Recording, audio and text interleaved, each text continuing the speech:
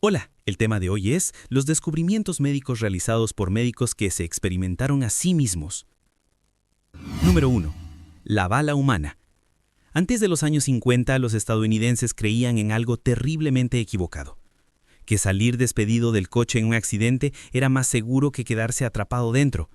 Las compañías de autos lo creían, los ingenieros lo creían, los militares lo creían. Pero hubo un hombre que no lo creyó. Se llamaba John Paul Stapp y decidió demostrar la verdad de la única forma que nadie se atrevía, usando su propio cuerpo. Imagina esta escena. Un médico se amarra a sí mismo a un trineo propulsado por cohetes.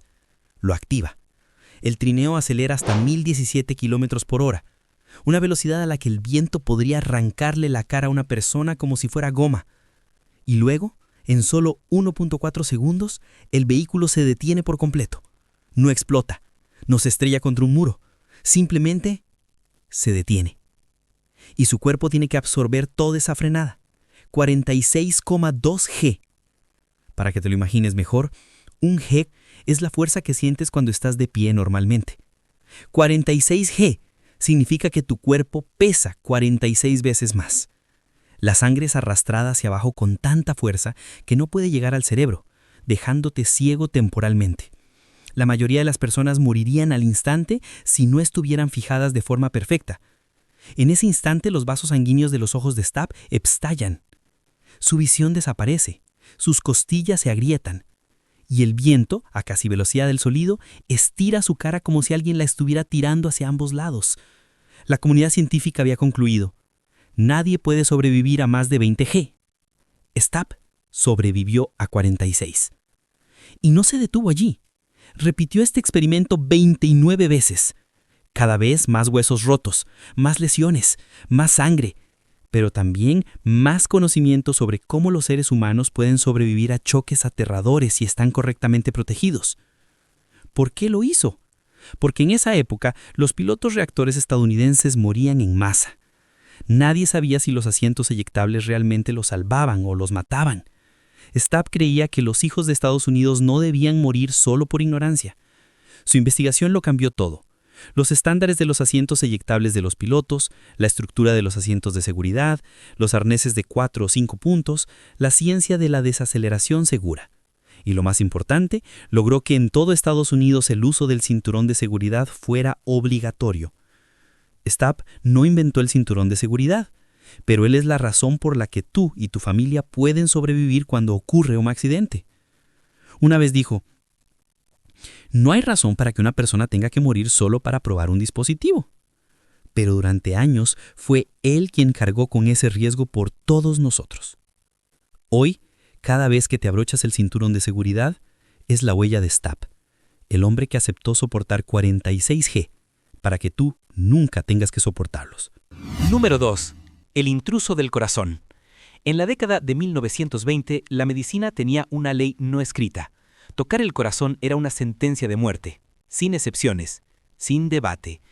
Cualquier médico que intentara tocar el corazón de un paciente era considerado un asesino. ¿Cirugía de corazón? Nadie siquiera la contemplaba. Pero hubo un hombre que no aceptó eso. Se llamaba Werner Forssmann y decidió intentar algo que ningún médico se atrevía a hacer: introducir un catéter desde su propio brazo hasta el corazón que latía en su pecho. No para provocar escándalo, sino para demostrar que el ser humano podía acceder al corazón y seguir con vida. Cuando Forssmann propuso su idea, sus superiores reaccionaron tal como imaginas. No, no está permitido, de ninguna manera. Pero Forssmann era del tipo de personas que cuanto más las prohíbes, más lo hacen. Engañó a una enfermera diciéndole que iba a realizar el procedimiento en ella. Ella preparó todo el instrumental, y cuando todo estuvo listo, Forssmann le dijo con una frase que habría desmayado a cualquier médico de la época: no eres tú, el paciente soy yo. Le pidió que lo atara a la mesa de operaciones para evitar que cambiara de opinión. Luego, solo con un espejo para observar, insertó la aguja en la vena de la flexura del codo y empujó suavemente el catéter hacia el interior. Podía sentirlo deslizándose por el brazo, por el pecho, centímetro a centímetro, avanzando hacia el corazón, ese lugar al que todos los libros de medicina de entonces equivalían a tocar igual morir. Una persona normal habría entrado en pánico. El pulso se le habría disparado, las manos le habrían temblado, habría abandonado. Forssmann Se levantó con el catéter aún clavado en el brazo y caminó tranquilamente hasta la sala de rayos X como si solo estuviera llevando una taza de café. Los técnicos lo miraban como si viniera de otro planeta. Se proyecta en la radiografía. El catéter estaba perfectamente alojado en la aurícula derecha. Su corazón seguía latiendo. Y él sonreía. Acababa de realizar el primer cateterismo cardíaco del mundo, en sí mismo. Su recompensa, ser despedido. Sus colegas lo llamaron loco, un peligro para el hospital, un hombre que no valoraba su vida. Forsman dejó la medicina hospitalaria. Se convirtió en médico rural y durante muchos años nadie volvió a mencionar su nombre, hasta que 27 años después, cuando el cateterismo cardíaco que él había inaugurado ya había salvado millones de vidas, el mundo se dio cuenta de la verdad. Él había tenido razón desde el principio. Forsman recibió el Premio Nobel de Medicina en 1956 y la técnica por la que arriesgó su vida se convirtió en un procedimiento médico tan cotidiano como tomar la presión arterial. Hoy, cada vez que un paciente vuelve de la muerte gracias a un stent, una angioplastia o un cateterismo de urgencia, es el legado de un hombre que fue lo bastante valiente o lo bastante loco para pasar un tubo hasta su propio corazón cuando todo el mundo le aseguraba que eso lo mataría. Número 3. El mártir de los mosquitos. A comienzos del siglo XX, Estados Unidos y el mundo creían en algo terrible y completamente falso, que la fiebre amarilla se transmitía por gases tóxicos, ropa sucia o el aliento del paciente. La gente quemaba objetos, fumigaba casas, fregaba paredes, y aún así, los muertos seguían acumulándose. La fiebre amarilla convertía a sus víctimas en fantasmas vivientes. Ojos amarillos, piel amarilla, vómito de sangre negra, órganos que se deshacían desde dentro.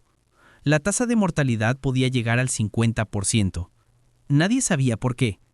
Nadie sabía cómo detenerla. Hasta que un médico cubano, Carlos Findlay, lanzó una hipótesis atrevida. El mosquito era el culpable. Pero todos pensaron que era absurdo. ¿Un mosquito? ¿Una criatura diminuta y frágil? Nadie lo creyó. Solo un pequeño grupo de hombres estuvo dispuesto a arriesgar su vida por esta idea. La Comisión del Ejército de Estados Unidos para el estudio de la fiebre amarilla en Cuba. Y entre ellos había un hombre llamado Jesse LeSire. LeSire no solo estudiaba mosquitos, los dejaba picarlo. Un día, mientras trabajaba en una sala llena de pacientes con fiebre amarilla, un mosquito infectado se posó en su brazo. Él sabía que con un leve manotazo podría matarlo y salvarse. Pero Dacier no lo hizo. Observó cómo el insecto clavaba su probóscide en su piel, lo miró fijamente y anotó todo en su cuaderno como si estuviera registrando el estado del tiempo. Días después, la fiebre lo golpeó. Pero esto no era un resfriado. Su piel se volvió amarilla como cúrcuma. La sangre comenzó a salir de lugares donde jamás debería salir. Su cuerpo colapsaba hora tras hora. Sus compañeros, también médicos, solo podían mirar impotentes. La fiebre amarilla no tenía piedad. Lo destruyó en menos de una semana. Jesse LeSire murió a los 34 años. Pero su muerte se convirtió en la llave que abrió la verdad. Sus compañeros, William Gorgas, James Carroll y Aristides Agramonte, continuaron permitiendo que mosquitos infectados los picaran. Dentro de cuartos sellados. Algunos sobrevivieron, otros no. Pero al final, demostraron aquello de lo que el mundo entero se había burlado. El mosquito Aedes aegypti era el asesino. Este descubrimiento cambió la historia de la medicina, porque Estados Unidos controló la fiebre amarilla en Cuba. Panamá logró detener el brote y así completar el Canal de Panamá. Y millones de personas en todo el mundo fueron salvadas. El nombre de Jesse LeSire quedó grabado en la historia médica como el símbolo del hombre que puso su propio brazo ante la muerte para que el resto de la humanidad pudiera vivir. Número 4. La fiesta de cocaína en la columna vertebral. A finales del siglo XIX, la anestesia era un viaje entre la vida y la muerte. El éter hacía vomitar a los pacientes. El cloroformo estaba demasiado cerca del envenenamiento. Nadie sabía cómo anestesiar la parte inferior del cuerpo sin matar al paciente. En esa época, los médicos creían que inyectar cualquier sustancia en la columna era tan arriesgado que nadie sensato lo intentaría. Pero dos hombres pensaban distinto. Auguste Bier y su asistente, August Hildebrand, decidieron probar algo nuevo. Algo que hoy, solo de escucharlo, explica por qué esta historia se volvió legendaria. Inyectar cocaína directamente en la médula espinal. Y no solo eso, se la inyectarían el uno al otro. Empezaron con Hildebrand, pero insertar una aguja en el espacio espinal no era fácil en aquella época. Intento 1, fallido. Intento 2, fallido. El líquido cefalorraquídeo salía como agua. El dolor era tan intenso que Hildebrand casi se desmayó. Así que cambiaron de roles. Esta vez, Hildebrand insertó la aguja en la espalda de Bier. Y el primer intento entró directamente en el espacio correcto. La cocaína empezó a hacer efecto. Y estaban listos para experimentar. Esto no era un laboratorio común. Era una prueba brutal de resistencia del cuerpo humano. Hildebrand golpeó con un martillo de acero las espinillas de Bier. Le clavó una aguja en el muslo. Le arrancó mechones de vello de las piernas y, en un acto que solo puede describirse como ciencia mezclada con un toque de sadismo, apretó sus zonas más sensibles con una fuerza que haría estremecer a cualquier hombre solo de escucharlo. ¿Y qué sintió Bier? Nada. Absolutamente nada. La mitad inferior de su cuerpo estaba completamente anestesiada. Por primera vez en la historia, había una prueba clara de que la médula espinal podía ser anestesiada de manera segura. Y para celebrarlo, los dos científicos organizaron una fiesta. Bebieron licor fuerte, fumaron cigarros, rieron y presumieron su nuevo logro para la medicina. A veces la ciencia se escribe con tinta, a veces con sangre, y a veces con cocaína y alcohol. A la mañana siguiente, ambos despertaron con un dolor de cabeza brutal. Una por la punción espinal, la otra porque olvidaron que la ciencia también cobra factura. Pero lo importante no fue la resaca. Fue que su experimento transformó la cirugía moderna. Hoy en día, anestesia raquídea en cesáreas, reemplazo de cadera, cirugías de rodilla y millones de operaciones sin dolor. Todo comenzó aquella noche en que dos hombres, puestos de cocaína, se clavaron agujas en la espalda y luego se golpearon las piernas con un martillo. Su legado no es el dolor de cabeza del día siguiente, sino los cientos de millones de pacientes que han sido operados sin dolor gracias a ese experimento extraño, temerario, pero absolutamente brillante. Número 5. El pionero en la cámara de gas. A comienzos del siglo XX, las minas eran uno de los lugares más peligrosos del planeta. Los trabajadores morían sin que nadie supiera por qué. Algunos se desmayaban sin razón aparente. Otros morían en cuestión de minutos. Otros lograban arrastrarse fuera de la mina, con los pulmones prácticamente destruidos. En esa época, la gente creía que los gases tóxicos eran algo abstracto, un misterio de las profundidades de la Tierra. Nadie sabía qué concentraciones eran peligrosas, cuáles eran seguras, y no existía una forma de medirlas. Pero hubo un hombre que no aceptó eso. Se llamaba J.S. Haldane, un fisiólogo británico, y uno de los pocos dispuestos a entrar en la muerte, solo para entenderla desde dentro.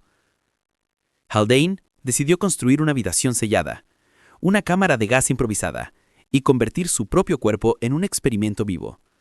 Dentro de la cámara, su asistente bombeaba sucesivamente monóxido de carbono, sulfuro de hidrógeno, dióxido de carbono y otros gases mortales. Haldane se sentaba allí, anotando con calma, cuando su visión comenzaba a nublarse, cuando su corazón empezaba a latir con arritmia, cuando su mente empezaba a marearse y cuando estaba a punto de desmayarse. El monóxido de carbono lo derribaba casi al instante. Su asistente tenía que arrastrarlo afuera, esperar a que se recuperara, y luego, fiel a su naturaleza extraña y obstinada, Haldane volvía a entrar. Él quería saber el límite exacto en el que un ser humano pierde el conocimiento, cuánto tarda en ocurrir daño cerebral, y qué señales de alarma envía el cuerpo antes de que sea demasiado tarde. De estos experimentos nació uno de los métodos de seguridad más famosos en la historia de la minería, el canario detector de gases. Haldane descubrió que los animales pequeños reaccionan a los gases venenosos antes que los humanos. Si el canario caía, los mineros salían corriendo. Simple, pero tan eficaz que se convirtió en una leyenda minera durante más de 70 años. Pero Haldane no se detuvo. Quería entender también la muerte lenta, la enfermedad por descompresión, que hacía que los buzos les explotaran burbujas en la sangre. Así que se encerró en cámaras de presión, liberó la presión de golpe y experimentó en su propio cuerpo dolor en las articulaciones, como si le golpearan con un martillo, burbujas formándose en la sangre, la sensación de que su cuerpo se desgarraba desde dentro, y entre esos dolores seguía tomando notas. El resultado: Haldane creó la primera tabla de descompresión, la base de todos los estándares de buceo profundo modernos. Cambió por completo las reglas de seguridad de la minería y el buceo. Salvó cientos de miles de vidas que nunca conocería. Sin bombas de gas en la cámara, sin canarios en las minas, sin tablas de descompresión, sin Haldane. Hoy, cada vez que un minero vuelve a casa a salvo, cada vez que un buzo sale a la superficie sin morir por el mal de descompresión, es gracias a un hombre que entró voluntariamente en la muerte muchas veces para aprender cómo salvar al resto de la humanidad.